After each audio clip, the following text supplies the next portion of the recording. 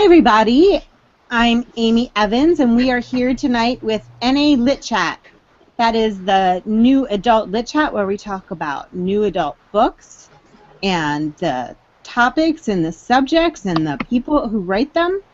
Tonight is Thursday, August 14th. It's 9 o'clock, and we're going to have a little bit more of a serious conversation than I think of what we usually have.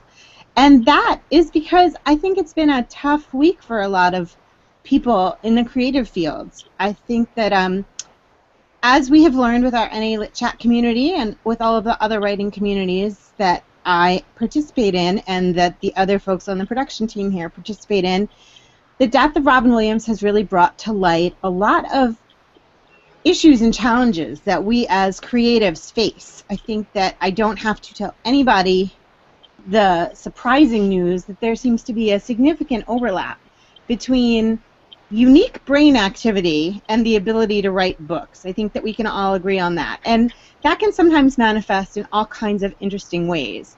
When you add that to the fact that writing, especially writing as an independent author, as many of us in this community are, but writing of any kind can be kind of lonely, kind of challenging, and kind of busy.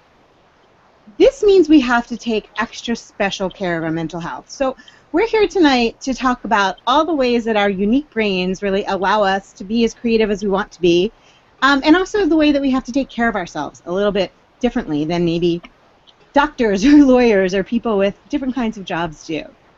I am thrilled tonight to be joined by two regulars of our community who have both been bringing up amazing points on this subject, not just this week, but for a while now. We've got Megan Vernon and PK Rezo. Hey guys, how are you? Hey Megan. Hello. Thanks for coming back on with us. I had nowhere else to go. Shush. And hey PK, what's up? Hi Amy. Hi Megan. Hi. So, Good to be here. And we have EJ who has muted himself, but for those of you who don't know, and I didn't know this before all this came up, EJ Wesley, who is our fearless founder and leader here, actually has a professional background in counseling, which I was not aware of. So he might pop in with some really good insight and good advice, but I know he's in Twitter with everybody else. So that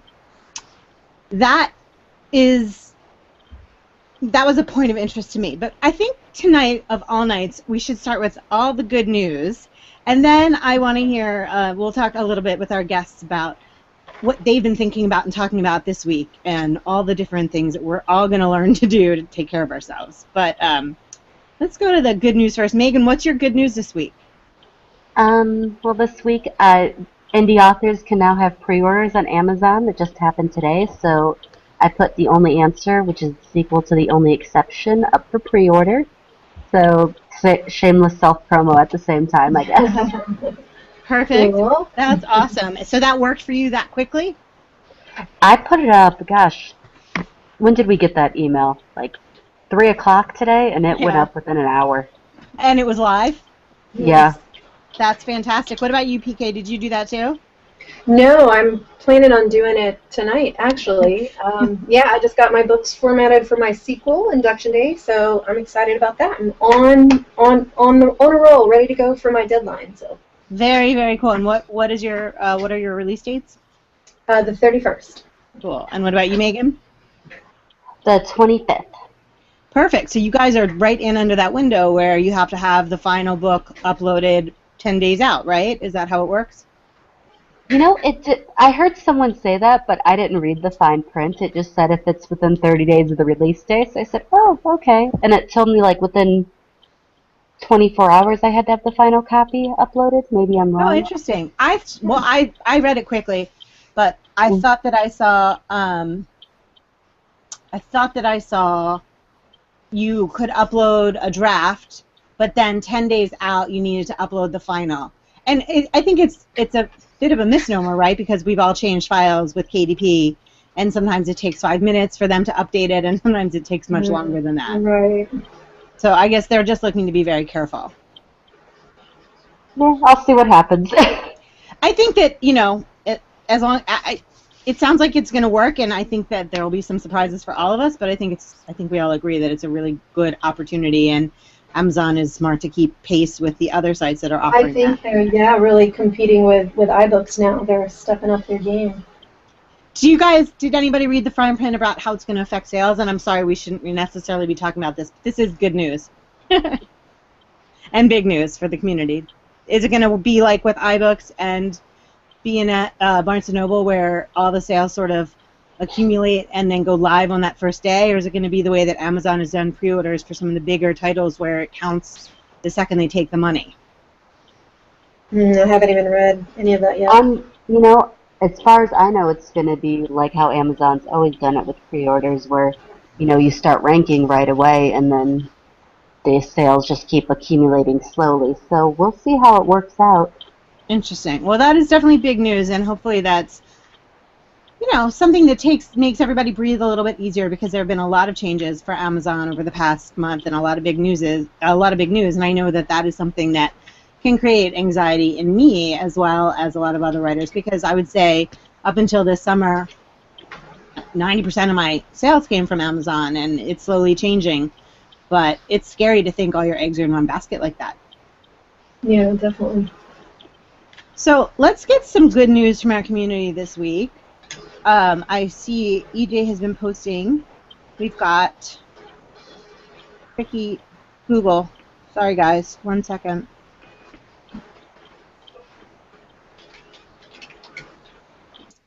Uh-oh. Uh-oh. Uh-oh. What? Uh-oh. We're having... You may jump in with some news? Yeah, I can't get to the feed for some reason. I apologize. We're having technical difficulties in our chat window. Hey, no worries. I've got it all up here. LG Kelso, her debut, Fierce, released today. And we just had a discussion earlier before the chat started about how NA is more than condescending mommy porn.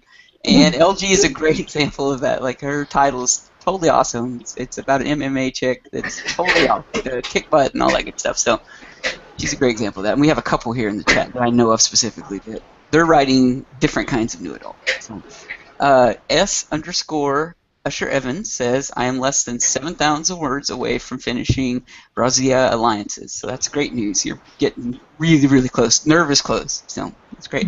At Cat Girl Studio says, as of yesterday, my whole trilogy is now available in print. Also a big deal. I know Kat was super excited to get that trilogy done. So it's there. February Grace says, my good news is my novel of Stardust. Love that title, by the way. Is going to have its second BookBub promo next Wednesday. Second BookBub. That's crazy. Nice. Yeah, it's fantastic. D.A. Boda says, I'm up to 44% through writing book 4 of the Elysian Chronicles. I need to clarify, D.A., how to pronounce that. I just occurred to me. It's the first time I've ever said it out loud. Not nearly where I wanted to be, but that's progress. It's crazy because D.A. is 44% like in 3 days or 4 days. Right, he's trucking. Right. That'd take me 6 months to write that much of a novel.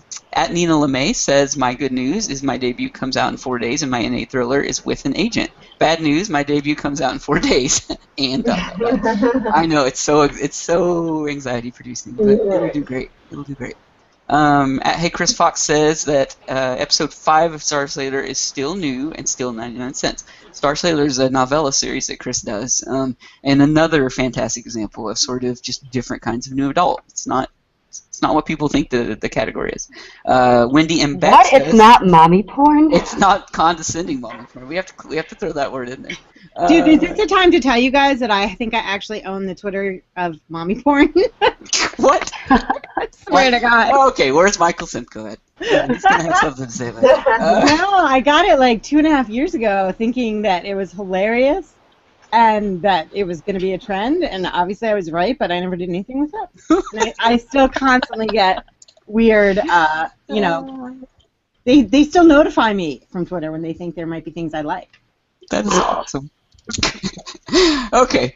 At Wendy and Beck says, good news. I got my first book trailer. Very excited. Book trailers are so cool. They may do more for us authors than they do for fans, but they're magical. Like, I love them. And Stephanie Pajonas, SJ, excuse me, her Nogiku series, book 3 is out today, and that's another great example of sort of alternative new adult titles. So it's a it's a blooming category, and evidenced by today by all the great new releases. So It's sort of like that hashtag alt-NA instead of, you know, Right. all these other things we've been talking about. Maybe it's just that one idea. right. Alternative NA. Like, NA was so alternative to begin with, but now it's kind of mainstream. So now we've got to get all re-alternative. That's some Right. great news we just heard there. That is great Yay. news. All right, so we've also had, I think, a week of not so great news. And what do you guys, Megan, you did a pretty public post this week about some of the struggles that you've had, and PK, you can talk about some of the things that you find. What do you find hardest about being a writer? And this is a chance if you'd like to talk about like very personal examples or just some general examples. I think everybody can understand what those kinds of things might be. What are the hardest things about writing for you, PK? The writing life. It's not just the writing, because we're not talking about words here. They're not just words. Do you want me to start? Or? Yeah, go ahead. Okay. You know, I think in my public post that Amy's referring to, as I kind of talked about, you know, with Robin Williams' death, it hit me really hard because I saw a lot of myself in that. You know, we all see Robin Williams as this goofy, funny guy, but, you know, he was really struggling with depression. I mean, death by asphyxiation, that's really serious. And, you know, it's something where people meet me at an event, so they see my online personality, and it's, you know, this crazy fun thing, but, you know, I've suffered with depression. I was diagnosed at 14. And, you know, there are some days where I just don't want to get out of bed. You know, a lot of these events, I may seem like I'm having a good time, but really I'm, you know, freaking out, want to go back to my room so I could cry in the shower. Like, it's a real struggle, and, you know, it gets to be where we can put on a face. That's the good thing about social media, is that, you know, we can hide kind of behind the computer to market ourselves so you can't see the depression. But as we do more and more of these live events, you know, we have to kind of get over that hump with our own anxiety. And it's like, how do you do that and keep yourself grounded is the big question. Well, and I actually have a pretty, I think you and I are sort of similar that way, in that I also have, you know, an actual clinical depression diagnosis, and I've been ahead of it sometimes. You know, sometimes you're on the positive side of it, and sometimes you're on the struggling side, and this has definitely been the more struggle. I've been struggling, I would say, the past 3-4 months more than I have in the past 8 or 9 years. So that's been it's been a really hard summer for me. And I'm also like Megan. If you meet me, you probably guess I have ADHD, but you might not guess that I'm, you know, a depressed person. And most of that is genuine, you know, but it's me working really hard to focus on the positive. And sometimes you just can't consistently do it. And when you see someone like, even my husband, who has lived with me and who's, you know, very sensitive, you know, looks at someone like Robin Williams, is like, God, how could a guy like that, you know, succumb to that? Why would he ever do that? And I think that, you know, this is the worst case scenario. This is someone who has fought and fought and fought. And it's really a tragedy that it comes along with such a huge amount of talent. On my better days, and I'm not quite comparing myself to Robin Williams, but on my better days I recognize that if my brain didn't have these little quirks, you know, if it wasn't capable of these huge feelings, I might not be capable of writing about huge feelings either. And how does that relate with you, PK? Do you agree with any of that? Does it resonate?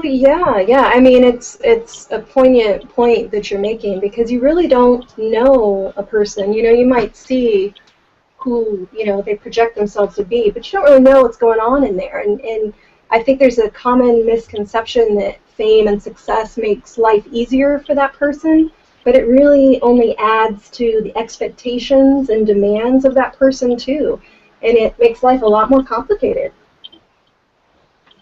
Yeah, and I think that especially with the struggle for success and repeated success, when I talk to authors who are super successful, and I mean, Megan, I don't want to speak out of turn, but you're one of those people that you've got a lot of books out, you've written quite a few different genres, you've had, you know, really positive results in all of them. So I could ignorantly look at you and be like, sure, that girl's got it easy, but it's still not easy. I know you still work your little butt off in every way, emotionally and from a like marketing and intellectually. You know, it's all still a challenge. let's put it that way. What do you do to stay sane? Like, what are your best tricks? The things that you really rely on to make it through. Oh God, medication. Okay, well, that's important. If anyone needs it and doesn't have it, go, please. Be a doctor. I think that one of the hardest things sometimes is for me to recognize when I'm getting depressed. You know, I think the biggest thing is you tend to lash out at the ones you care about the most because you know they're hopefully going to stay around. And, you know, I take medication, I'll freely admit it. Without it, I'm not the same person. But, you know, especially with writing, I think in my process, you get that first draft and you're like, this is the best book ever.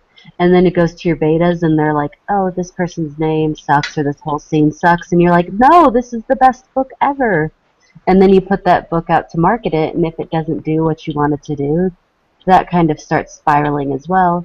And there are times where it's like, okay, I can put out the next book. And then there's some times where it's like, well, what more can I do? So I think the best thing is to, you know, it sucks, but sometimes you have to keep going. A lot of times when I'm having, after my last event, I was really down. There was a lot of things that happened there. So I actually I'm going to give a shout out to Chelsea Cameron, who I was talking to her about, you know, what I was really upset about. And she told me, she goes, just start reading a good book. So I started reading Bender by Stacey Burrell, and it got me, you know, up to be able to actually finish my book again. So sometimes that's all you need is to, you know, read another book. You know, I have a very supporting husband. There are days where all I want to do is stay in bed, but I've got a 3-year-old, a 1-year-old, and a husband, and they don't let me, you know, be down all the time when I want to just feel sorry for myself. It's amazing what a funny face covered with mashed potatoes will do for even, you know, a hard bit of depression. I just wanted to throw out a note about medication. So, because I hear that a lot. Like, a lot of people either don't want to disclose they're taking medication or whatever. And I think Robin Williams, what happened with him, it's a great reminder that there are worse things than taking a pill. Like, and that's the end journey that can happen for people that do not treat, that do not get help. And to me, that's whatever stigma that might come along with taking a pill. Like, that's infinitely worse. Like that, and that can be the very real outcome for people who don't seek out help. And so, I love when people like Megan come out and say, you know what, you know, I'm taking, you know, a pill for my anxiety, or I'm taking pills for my depression, or whatever, because that's such a huge, way better alternative than what the other road that you can go down is. And so, and it's not a cure-all, and that's the thing about pills. Like, people think that you take these pills and you're just all of a sudden happy all the time. Like, it's not it's about balancing out things. And so I think that balance is really the key. This is definitely personal, but for me, I'll say that this summer one of the things I think that has gotten me so crazy, and I use that, it's probably the wrong word, but I was trying to adjust medications this summer, and part of me was thinking like, oh, it's been such a long time, I have a handle on this, everything's okay, and I've been like cutting back and adjusting things, and it has not had a positive result. So, you know, I agree with that 100%. One of my really good friends who I respect, who was one of the first people I knew who was very free to disclose the fact that she was bipolar and she had been diagnosed and she had been on medication. And I remember one of the things that she told me about it was like, you know, I hate the idea that I'm going to be taking pills about this for the rest of my life, but the pills really make it so that everything on the planet is not such a huge deal for me, and I can manage to cope. And I thought that was very well put. And that's how I feel sometimes, and that's not, like, this summer I definitely have been feeling like everything is a really big deal, and I think that's why this draft hit me so hard, because I agree with what EJ's saying 100%. You realize, like, wait, I'm focused on the wrong things here, you know, I'm focusing on getting or changing medications when really, like, I want to be focused on living and enjoying and being present and being mindful and doing all the things that really do build a positive life. Well, and I wanted to throw out this tweet from February Grace, because it's really pertinent to this.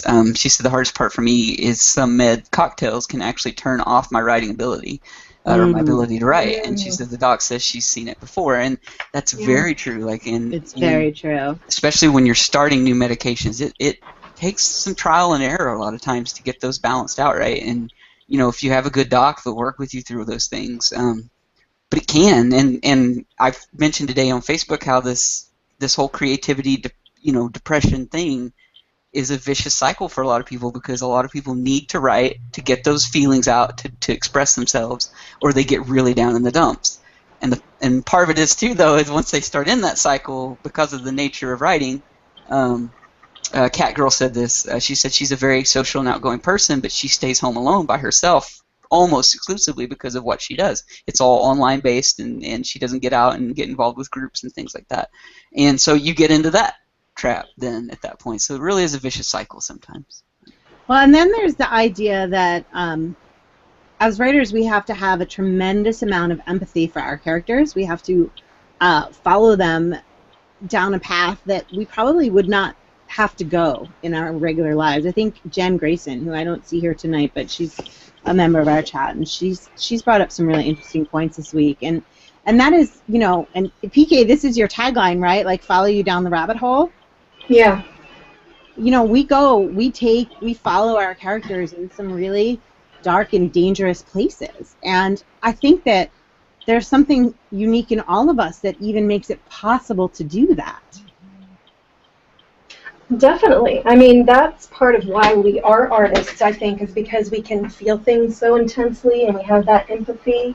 But it also, on the flip side, we really feel things intensely, like the depression and the downs. In this business, it's all ups and downs. So, yeah. What's the craziest thing that you've ever done with a character that made it hard to change tack, so to speak? Like, are you able to write a really crazy scene and then go back and play with your kids?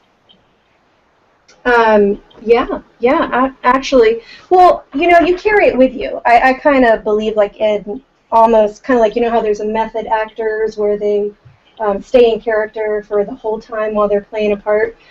I kind of carry that with me too when I'm writing a character, writing a book. I carry it with me throughout the entire draft, and sometimes longer. I think those characters kind of become part of us anyway. But yeah, I mean, one of my characters in my series is a recovering addict. So that's a deep, dark place. Yeah. And yeah, I mean, there's times when you just kind of zone out and think about those things.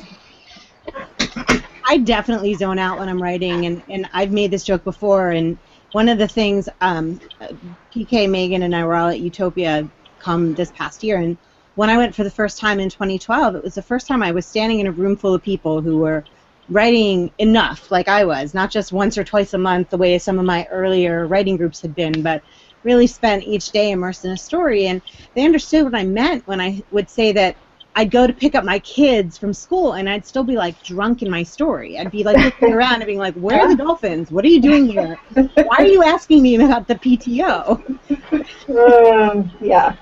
And I'm still learning to make those adjustments. I'm learning that I need to, write more in the mornings and then use that afternoon time for social media or marketing or things that aren't so engrossing, right, so that I have a break or what. And we need that separation, I mean, we need that time to not think about the story and think about real life, and you have to. It grounds you, and you need that because your art, as wonderful as it is, it can suck you in too, to where you can't climb out, and you got to have a sense of reality.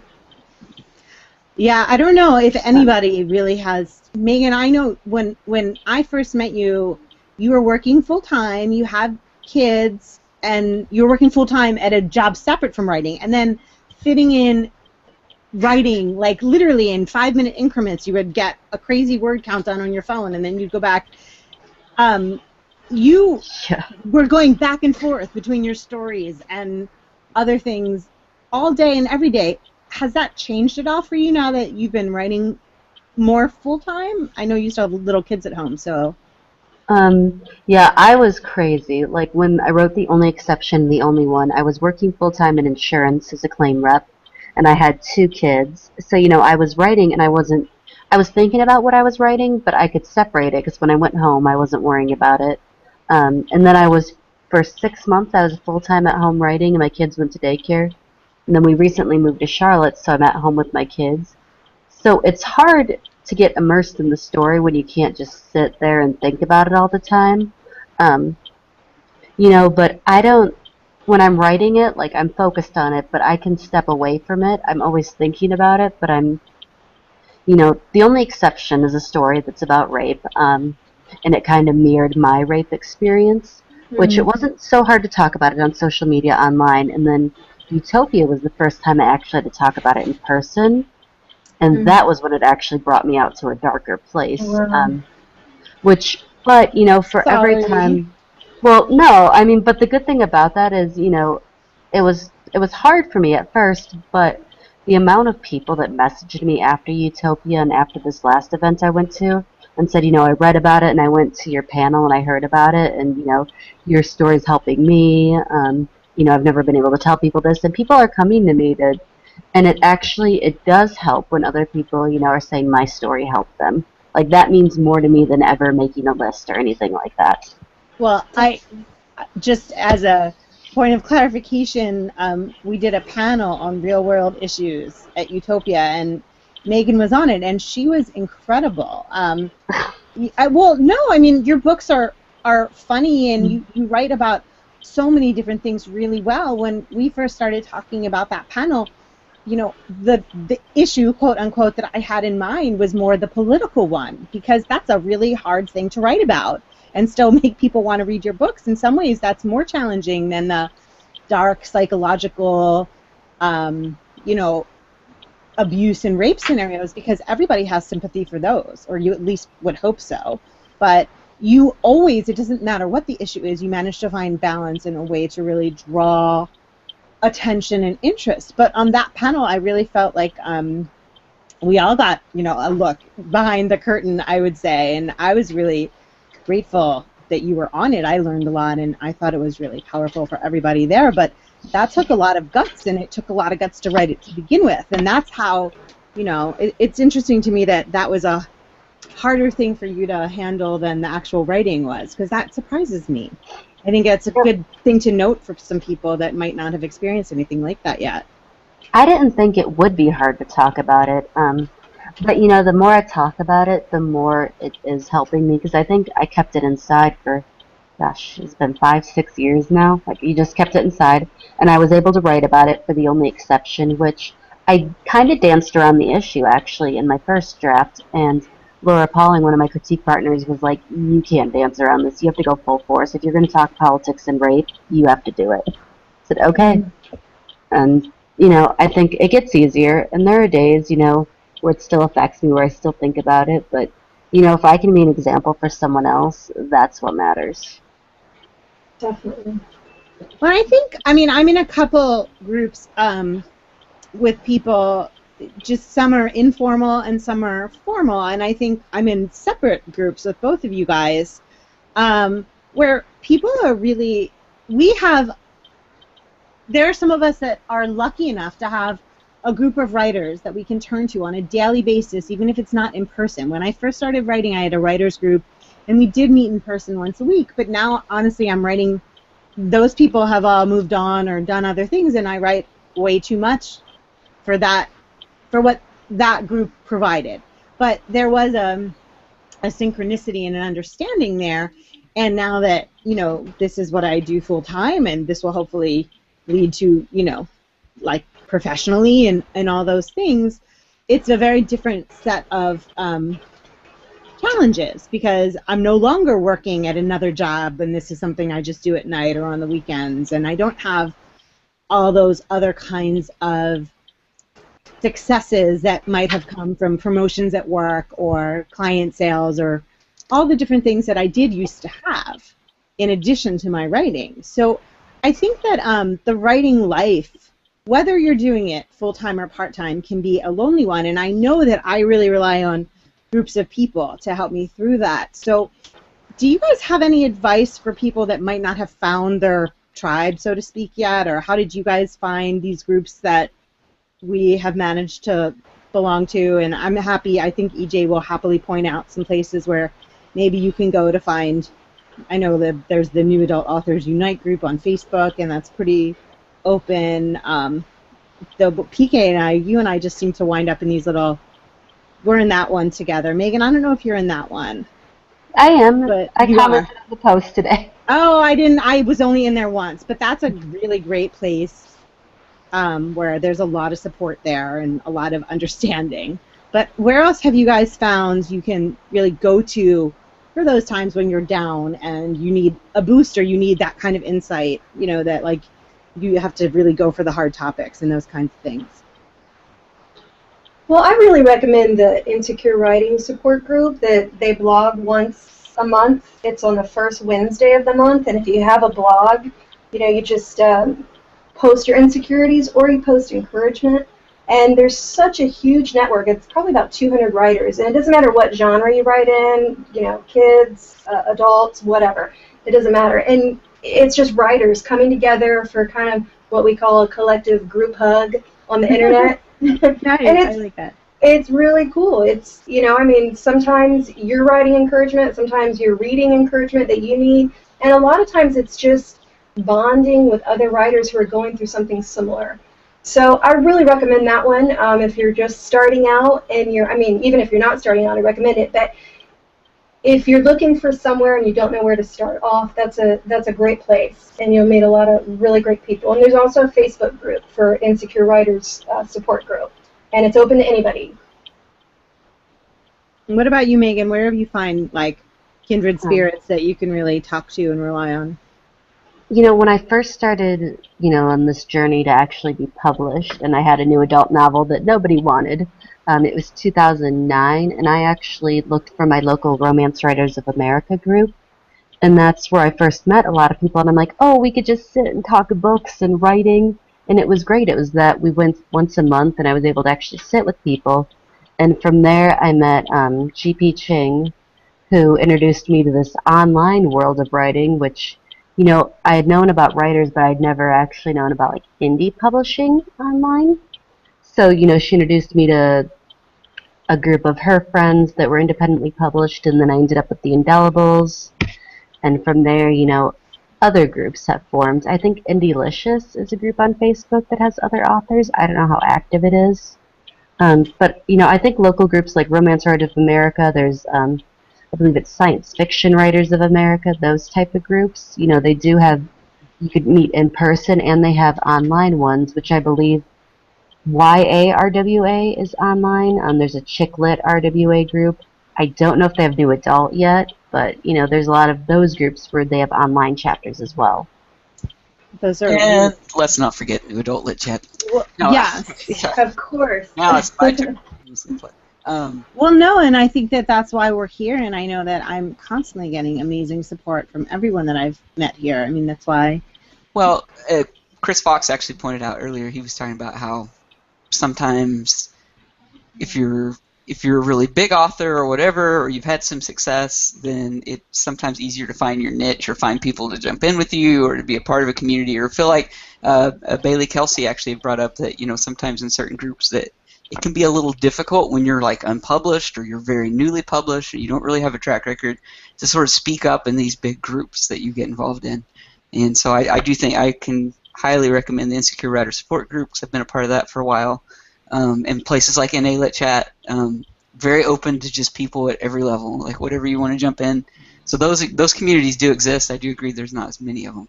One thing I want to ask our guests, because Twitter's been going on about it for the last 15 minutes, is we're talking about the guilt associated with the writing lifestyle, and I brought up the point of the guilt of sometimes sacrificing time with family or friends or whatever to be able to reach your goals, like your writing goals. Like sometimes you just have to put your head down and do stuff. You have to lock yourself away and do that. And then other people have brought up the reverse guilt, that like sometimes they are spending the time with family or whatever, but they really wish they were spending more time writing, and they know they need to be spending more time writing. And so there's all this conflicting guilt, and I just wanted to get our panelists' take on that and see kind of how they deal with it or if they experience that. Sure, I definitely experience it all the time. I mean, I've got an 8 and a 9-year-old, so I'm always getting pulled in different directions. And A lot of times I get up at the crack of dawn to get writing done without it interfering in anything else because I don't want to sacrifice family time. But yeah, there's absolutely times when I should be more involved with the family when I'd rather be writing. Absolutely. It calls to you. Yeah, it's hard when the people that live in your head are more interesting than the people that live in your house. That's what I always feel guiltiest about. Yeah. Oh, yeah. What about you, Megan? You know, my husband doesn't mind when I'm writing because, you know, he minds more like I find that I spend way too much time, quote unquote, marketing, you know, where I'm on social media or I'm talking to my fellow authors, you know, Facebooking them and texting and boxing when, you know, I've noticed that I spend way too much time doing that when, you know, before when I was working full time and I had no time to do anything and I was always writing. But, you know, that's where it takes more of my time is I think the social media. And I realized that once we moved is that, you know, I don't need to spend all day on Facebook or talking to other authors. You know, what's important is to actually get the book out. And when I sit down, like, in 20 minutes I could crank out 1,000 words if I really put my mind to it. So, you know, it's not as much. The guilt did hit me, and it's a good guilt because I had to realize that writing comes first, marketing and social media. If you need a PA or a publicist to assist with that, sometimes you got to do that, and it takes so much more stress off of you when you don't focus on, oh, I have to market my book, I have to post on Facebook about a sale, I have to start talking to these other authors so they'll love me and promote my book. Like, if you just write and try and forget about the rest, like try and be in your own bubble. If you need to take off the Facebook app on your phone or whatever, do it. Yeah, I'm staring at this quote on my screen that says, "You must stay drunk on writing so reality cannot destroy you," which is a Ray Bradbury quote. And I think that it's so true. Like, when I'm in my book, it doesn't matter whether it's good or bad or indifferent, I'm okay with it the second I step out of it and onto Facebook or onto Twitter, and I just need to say, like, first and foremost, like, I am so blessed because I have met the most incredible people and the most incredible friends and, like, built genuine relationships with so many people in this indie author community, and yet it's still freakishly intimidating to do all of those things. Absolutely. And it can really get in the way of my creative process, and that's again, like, this is me knowing I'm still at that stage where it's all support. I think, unfortunately, I see people who have a level of success where, you know, they've sold hundreds of thousands of books and people are mean to them, and that's even worse. Like, I'm blessed with, like, just love in these situations, and it's still very hard for me. So I think, Megan, that's really good advice. We all need to step away from that. I know my own family is very supportive of writing time, but when they feel like I'm on Facebook, and then even if I'm like, but this is business, quote unquote, and it's not even random posting, it might actually be the equivalent of emails to people that I'm doing business with, they still feel like, hey, you know, this is taking time away from us, this is not what you should be doing, stop it, mommy, stop it. Yeah. And that's really good, you know, it's really guilt inducing, and I'm not sure it really helps in the long run in any way, because you're just constantly dividing your time. And I think most people who manage to focus on one thing or the other are happier, whether or not it's successful. I think it's happy making. It totally brings in the balance thing again, because so I need, like, it's taken me a while to get to the point where I see it this way, but I need NA Lit Chat. Like, I need this community of people. Yeah. It's really good for me, because otherwise I would really be in, like, a black hole just writing all the time, and I wouldn't ever poke my head out and have fun. Like, 90% of what I use these groups for is to be silly and, you know, those kinds of things. But it is a balance, because, like, if I spend too much time doing that, then I feel like I'm not doing the things I need to be doing. Like, I need to write more. I need to do these things to be successful and be a part, to actually be be able to contribute to the community in some way other than just being, you know, posting funny gifs. But it is that balance. Like, it's always just that balance, that yin and yang between, you know, what you're doing, because we do a lot of those things that are necessary and good for us in measure, like in bits and pieces. Like, you don't want to do too much of it. Right. And I think a good group will remind you that too, that, you know, it's part of it's fun and games, part of it's, you know, butt in the chair, fingers on the keyboard. And you need to find the right group, the right network of friends that will help you balance it all. Because there are groups you find yourself in where you're not feeling that vibe that you need. And I think it's okay to say, this group's not the one for me, let me find the one that is. And I've left plenty of groups where I just didn't feel that, where I was celebrated. And when you find the place you are, that's when you know, and that's the people you want to stay with. And that's when you get haters, like those people like me that have sold, like, I'm not tooting my own, I have sold hundreds of thousands of books. Right. And I do have haters out there. And, there are people there's some communities that are very high school that will start rumors about you, that will try and bring you down. Right. And you know what? And it took me a while. Like, I was in a pretty deep depression for a while because I was like, I had to leave this group, and, but you have to realize that sometimes it's better for you to be out of there, and you do need to be with people that aren't going to compete with you or see you as a threat, or just want to post on social media. You have to find those people that are going to love and support you as a writer and author. Yeah, absolutely. And I think it's important to be able to talk to your family and to your real-life friends intelligently about all of this, because what we do doesn't look like a regular job, and I think that can be confusing. I know I just had a heart-to-heart with my husband a couple months ago, and he said, I'm glad that you're writing and you're busy, and, all of these things have happened, but I feel like you've been distant from the people in your real life recently. And I sort of had to explain to him that I saw this as a new job, a job that I had designed and created for myself, and just like any other thing where you might be in the first year or so of it, it can be very consuming, and if you want to be successful, it must be very consuming. And when I put it in that kind of a context, I think it made a lot more sense to him.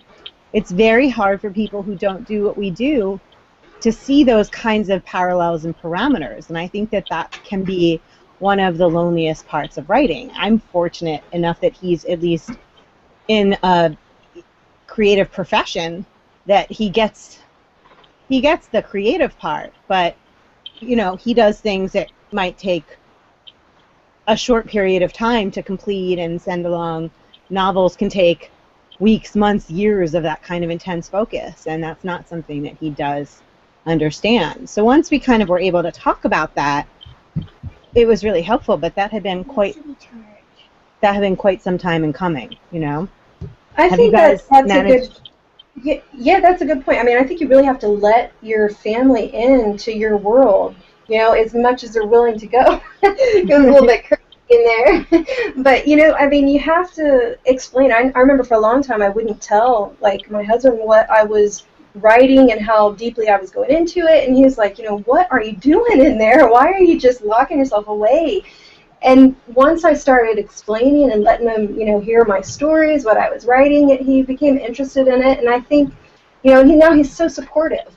But I think sometimes we make the mistake of not letting our close family and friends into that world. And then that separates them. Of course it separates them. They don't know what's going on in there.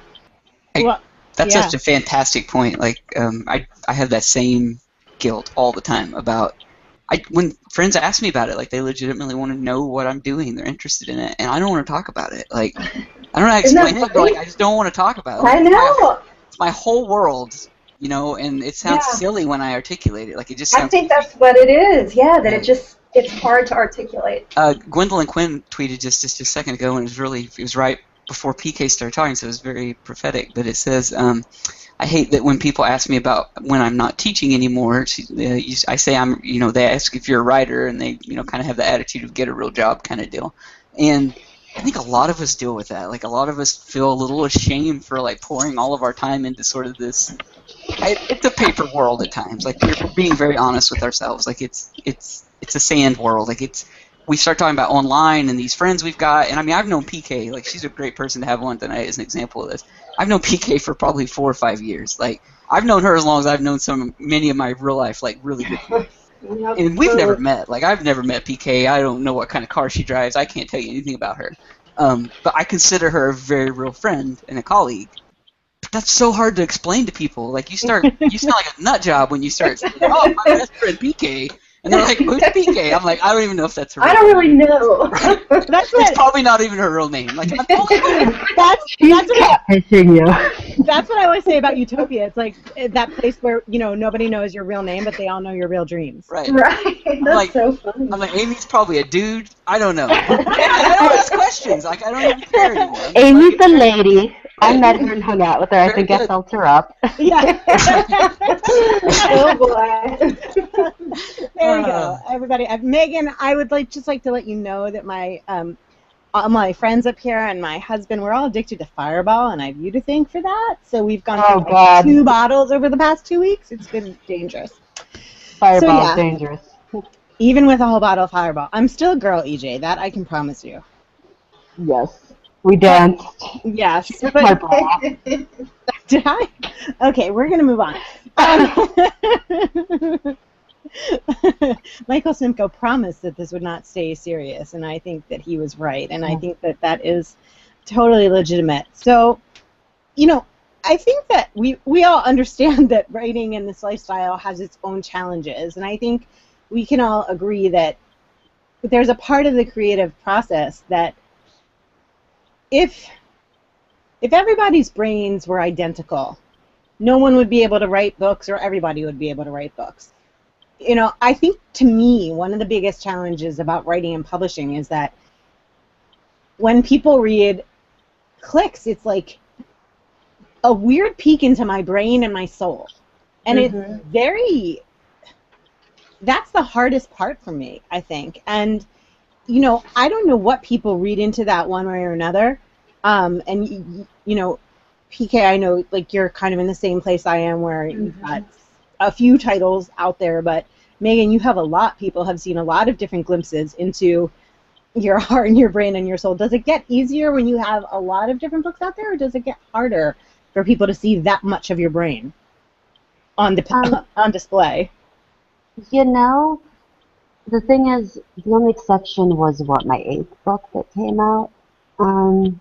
And people didn't know I had other books before that book came out. So it brought you a lot of new readers, is what it sounds like. Yeah, I got before then they were like, okay, this girl has some weird YA science fiction books.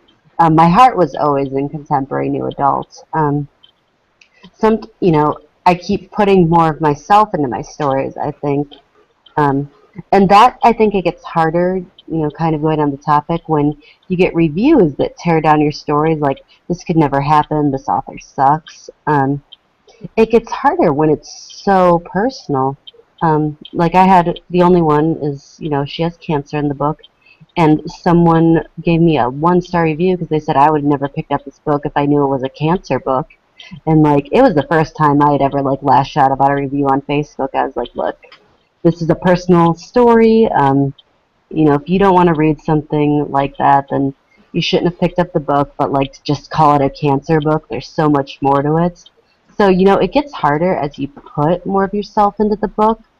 But if you don't put yourself into the book, you don't have that emotional connection with it, One of my good friends always said, if you just have a job, then it's a job to you, and you're going to hate going to it every day. But if it's a career, something you actually love to do, then you're going to love going every day. And that's how I take it. That makes a lot of sense, and it also makes it that much harder. I know for Clicks and the whole Dolphin Prophecy series, I mean, it's magical realism, but it's not there's a lot of my perceptions and my beliefs, but it's not anything like my life experiences. But Jelly Bean Kisses, which is, right now there's a novella out, and there are some, it opens with this crazy funny scene where a guy puts a goose into a girl's car and she's to get it out, and that actually happened to me. So when people are like, this is ridiculous, this could never happen, and that's a funny, lighthearted life experience, and I'm kind of like, well, it did happen, and the people who, know me are like, oh my god, I could so see this happening to Amy, or the people who actually know that it happened are like, I can't believe you wrote about this. But, the more books you sell, the fewer people there are going to be like that, and there are always going to be people judging the parts that you put in there, wondering what's real and what's fiction, and I guess all we can do is be okay with that ourselves. PK, your book is more fantasy, like Clicks is. How do you handle that balance of the parts of your characters that are like you and the parts that are not? It's tough. Of course, it makes you feel very vulnerable, even though you're not your characters, and you just hope that everyone realizes that. That what makes you a writer is your ability to make things up. So right. Just because your characters do something, like my characters in my books, they do some things that some people have not agreed with, and it makes you feel like, okay, do they think that I'm these characters? It makes you feel vulnerable, but right. That's part of, just like what Megan said, that's part of putting your heart and soul in your book and that connection. And if someone's having that type of emotional reaction to a book, then I did my job. So, but what I was thinking earlier is that part of what makes us so vulnerable is that we're supposed to have this thick skin when people give those reviews, like that person did with Megan's. It's hard. It's hard to have that thick skin, and we know we're supposed to have it, but sometimes I don't want to have the thick skin. Sometimes I want to just say, you know what? I'm a human being. Why are you bashing my stuff? But that goes with the territory. Well, the truth is, none of us necessarily hope. I mean, I write to write, and then I hope that people will enjoy it and will want to talk to the characters that live in my head, so that I have somebody to talk about them with. Really, that's where I'm coming from. But you want people to like your work. It doesn't matter what you do. I mean, if you're putting tires on a car, you want people to like and respect your work. And I think that can be the hardest thing for artists of any kind, and that can be. I know I used to work with actors, and I used to look at them and wonder how they faced that kind of rejection every day when you know that you're going to go in for 200 auditions maybe to get one role, and that's part of the job. You have to have that ability or go away. Yeah. That is literally the job. And with writing, it can be like that when you're going through the querying process, but once you decide to self-publish and you're just going about getting readers, most people are not going to take the time to blast you. But the ones that do, it hurts even more because you're like, wow, they actually took the time to read this, and I took the time to write it, and wouldn't it be nicer if they could just tell me pretty things? Right. And the reality is not everybody's going to agree with that, and that's part of the game, and we know that. But there are those times where you just want to say, hey, don't hurt my feelings. Can somebody please tell me they like my book? Because this person sucks. Right. And that's totally legit. So how do we all protect ourselves, and how do you look out for your friends, and how do you know when it goes from just like a bad day in the writing world to like, okay, we really think it's time to get some help? Anybody? Good question. EJ? I have a lot of great questions. I think when you stop having answers, and actually we're down to 5 minutes, so I definitely wanted to, I've been tweeting out links to the resources that we wanted to provide tonight.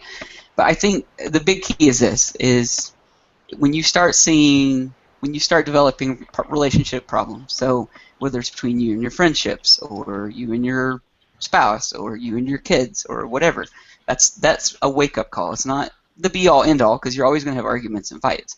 But when you start noticing things being irregular, meaning more frequent, and you know internally that you're not feeling exactly like you should feel, that's a great point to really stop and evaluate. And that's really a huge key in all this. Like, always evaluate. Like, don't be afraid to really be introspective. We're writers. It's what we do. So search inside a little bit. Start feeling, is this normal? Is it not normal? If you start, performance issues. I know one thing is, like, if you get up and you just can't deal with whatever it is, like Megan mentioned earlier, talking about like just poking your head under the covers and staying. And if you go from thinking about doing that to doing it, that's another warning sign. So when you start crossing that boundary into thinking about doing things like that or unplugging, and then you actually start doing it, also another really fantastic time to really evaluate what's going on. If people start pulling you aside and saying, hey, what's up? Amy, I think you were talking about your husband, like, doing that. It's always important to evaluate, because sometimes it's nothing. Sometimes it is just part of what we do. We do have to wall ourselves off at times and get into these places and do these things. And sometimes that's easy to explain away, and sometimes it's not. And sometimes you need to take a step back and realize that you're not going about this in a healthy way. One thing I wanted to throw out is if you make sure you're doing the basic things to keep a positive, like, mental mindset, that's a really good way to curb these things off, because you'll just naturally do it. Like, it'll naturally take care of itself. And by those things, I mean these are just basic things that they tell you to stave off the blues and depression. And that's, take care of your body. Writers were horrible about this. Like, we don't sleep enough. We eat terrible things because we're stuck in front of a computer all day. But, evaluate your health. Start eating right. Put good things into your body. Exercise. And I'm not talking about running marathons, but, take that half your lunch break every day to go walk. You can walk a mile in 30 minutes, most people. That's extremely helpful, not just to your body, but to your mental mindset, like to where your frame of mind is. It clears away so much of those things because you're not just stuck in the same spot, rooted all day long. Avoid things. Writers are notorious for substance abuse. Creative types are notorious for substance abuse. It's partially Robin Williams had a huge history of that in his past. We gravitate towards those things because sometimes it's easier to sit down and keep writing with, a bottle of alcohol in front of you or whatever than it is if you get out and go run or go do stuff, because you can't write and run at the same time. And so a lot of writers I see doing that. Like, it's our way to sort of mentally decompress and still be able to keep doing what we're doing. I'm having a beer and tweeting tonight, so I mean you can multitask when you do some of those things. But having a beer and occasional things like that's not what I'm talking about. It's when you notice that your glass of wine a night turns into a half bottle of wine every night, and or you're drinking in the middle of the day just so you can get up to do your Facebook party because you're so nervous about it, and it becomes like a weekly thing. Those are more warning signs, but always take stock of what you're doing to your body. Healthy body equals healthy mind. That's been shown over and over and over again. And again, it doesn't mean you have to be super, dedicated to all those things. I wanted to throw out just a few resources. There's the National Institute of Mental Health. It's a website you can go to, but on this page, and I tweeted out the link just a minute ago, it lists resources of places that you can find in your local community to go seek out help. So if you do feel like you're having trouble, these are people you can go to. They talk about your family doctor. There's a big one. Obviously, mental health specialists such as psychologists, psychiatrists, social workers. All those people are within your community. Religious leaders and counselors. Churches are great places. They almost always have meetings for people of all kinds to go to. You can interact. Health maintenance organizations, community mental health centers. You can walk right in most of those and say, hey, I don't, is there anybody I can talk to? And most of them are happy to do that. Anytime you're in a hospital, every hospital has a psychiatry department that I know of. So if you're in for any visit whatsoever, you're in the ER, your kid's in there for the 5th time this week, and you're like, I'm about at my breaking point, pull an ER physician aside or somebody and just say, hey, I'm really struggling with this. Is there anybody here at the hospital I could talk to? They will refer you in a heartbeat. Social services agencies, private clinics and facilities. Most people, if you work another job, they're going to have counseling services. If you're in college, every campus I've ever been on has a counseling center. You can walk in and get help. And that's really the stress of this whole entire evening is reach out. If you feel like you need help, get help. One thing I tweeted out earlier, and I recommended everybody put it in their phone and just keep the number there, and don't be afraid to share it, is the National Suicide Prevention Hotline. It's completely anonymous.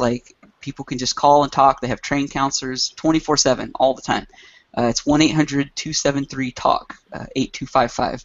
1-800-273-TALK, 8255. And like I said, it's a fantastic number just to keep in your phone, because you never know who you're going to have these conversations with. I mean, I've had the most random conversations with people in grocery stores when you stop and you actually show you care about them, or you ask them about their day, and they start opening up to you about all this crazy shit that's happening in their lives. And that's a great number. If you get concerned, if you really feel like something deeper may be going on there, throw that number out at them and let them. You don't have to have the answers. These people will, and so they can call them. And then the last thing I want to throw out is an organization called NAMI, National Alliance on Mental Illness. My book that's coming out, Perfectly Earnest, it's all about mental illness. This kid that goes through some struggles after his mother dies. He joins group therapy and does these things. I'm donating 10% of the proceeds of that book to this organization because they're just fantastic. They're a national non-for-profit. They have all these resources on their website.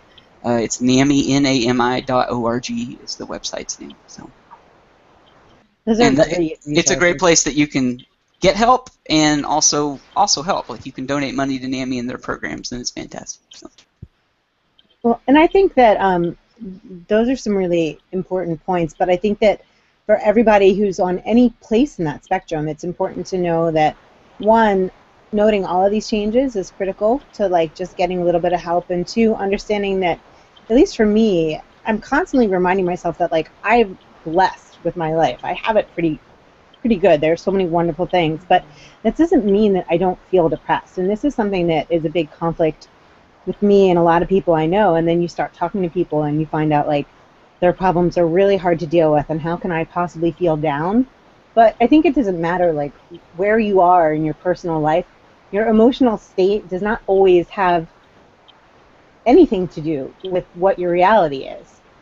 And I think for those of us as writers, that's an even more fluid dynamic. So I think it's just really important for everybody to make a note of that, and to not worry that maybe, like, you can't be depressed because we're blessed with a house and other people are struggling to pay their mortgage, and so it's not legitimate. But I think it really is, and I think that's important to note, because I know a lot of people, including myself, struggle with that kind of thing. Do you guys, PK and Megan, do you have any last tips of advice or things that you want people to know on days that they might be feeling a little bit blue, or days that they're feeling very blue when it comes to their writing life? I recommend lots of sunshine when you're feeling down. Sunshine's got natural serotonin in it, and it makes you feel better. Sunscreen, of course, but I can always tell when I'm feeling bad, and I go sit out in the sun for a little bit. It always makes me feel better. So we're just going to move to Florida and come live. Yeah. Everybody should move to where it's sunny all the time. I know you get some sun. But honestly, vitamin D, extra doses of vitamin D are your friends in the winter months. For me, it makes a big difference. What about you, Megan? What's your tip?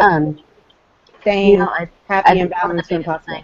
That I did talk about this week was, you know when you're in that rut, you kind of know when you're getting really depressed, and at least I know when I'm at my breaking point, and it's just to look for your own triggers, recognize the triggers that you have, and know when to get help, know when maybe my medication is not working, maybe I'm spending too much time marketing this book and it's just making me depressed. Like, know when you need it, and don't be, and it's hard for people to just go and ask for help when they're depressed, but you need to recognize what's going on and then learn from your own triggers what you can do. If you need to step away from that, if you need to find that support system, even though it's hard to come out of your blanket for it, whatever you can do to make you happy, you need to try and just come out from that deep, dark hole.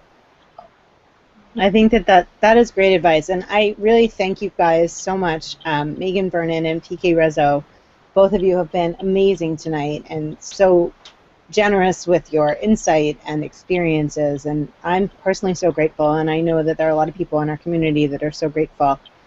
EJ, Wesley, you are amazing, and I can't believe I didn't know until this week what your background was, but I know that it's going to come up a lot in the book that you have coming out, and I think that we're all grateful that you have that point of view to offer tonight. It's been amazing to hear your advice and your insight for this topic especially. Well, I hide it well, so. And as for me, I am Amy Evans, and I want to thank you guys all for joining us tonight and for being so generous and truthful all week with your feelings and your challenges and your growth. And I would just like to say that for me, one of the reasons, like EJ, that I love to participate in NA Lit Chat, and one of the things that always keeps me going even on bad days, is that it always makes you feel good when you can help somebody else smile a little bit. So that's kind of my motto, and sometimes it's harder than others, but even at my hardest, I know that it makes me feel better. So that's my little trick for trying to stay positive, and hopefully it might work for some of you. So until next week, we are talking about, is next week our gender week? No, Okay. next week is we're having Deborah on to talk about her book, Writing and Selling New Adult Lit. So it'll be a fun topic next week. She wrote a whole book for Writer's Digest all about New Adult Lit. Interviewed a buttload of, and that's my own word, buttload of really fantastic NA authors, like some big time folks, and got some. There's all kinds of tips in it for how to write new adult and all those kinds of fun things. So. Very cool. Well, so that is going to be more on the practical side of things, but if any of you guys ever need any help with the emotional things, I know that EJ and I are pretty easy to find on Twitter, on Facebook, and both of us, and I'm sure Megan and PK and all the members of our community would be happy to help. So please don't hesitate to ask. This might be easier sometimes to ask somebody in your virtual community as opposed to your real life one, and it's a really good place to start. So until next week, this has been NA Lit Chat. Thank you guys for joining us, and have a great night.